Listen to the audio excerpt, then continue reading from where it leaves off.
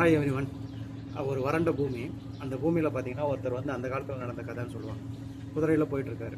அப்போ பார்த்தீங்கன்னா ஒருத்தர் வந்து படுத்துக்கிட்டு இருக்காரு. தண்ணி தண்ணி தண்ணி அப்படின்னு தாகத்தில் ரொம்ப தவிச்சிட்ருக்கிறாரு. உடனே இவர் பார்க்குறாரு, என்னடா அது ரொம்ப வறண்ட பூமியாக இருக்குது, கிட்டத்தட்ட பாலைவனம் அதே மாதிரின்னு வச்சுக்கோங்களேன். உடனே இறங்கி தண்ணி தராரு. தண்ணி தந்தோடனே சரி எந்திரிச்சு வாங்க, உங்கள் ஊர் எங்கன்னொடனே பக்கத்தில் தான் சொன்னோடனே நான் கொண்டு போய் விட்டுறேன் உங்களை, எந்திரிங்கன்னொடனே கஷ்டப்பட்டு என்னால் எந்திரிக்க முடியலன்னு சொல்லி கஷ்டப்பட்டு எந்திரிக்க வைக்கிறாரு.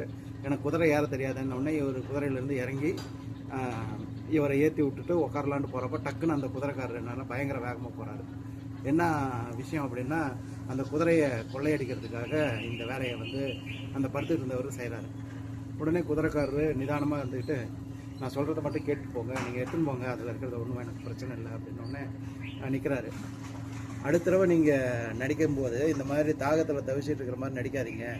ஏன்னா நான் இன்னொருத்தனை தாகத்தில் தவிச்சிட்டு இருக்கிறவனை பார்த்தேன்னா இந்த சம்பவம் எனக்கு ஞாபகம் வந்து நான் அவனுக்கு உதவி பண்ணாமல் போயிடுவேன். அதுதான் எனக்கு பயமாக இருக்குது. எனக்கு குதிரை போனது லாஸ் இல்லை அப்படின்னோடனே அந்த குதிரைக்காரர் வந்து திரும்ப அந்த குதிரையை விட்டுட்டு மன்னிப்பு கேட்டு போனார்.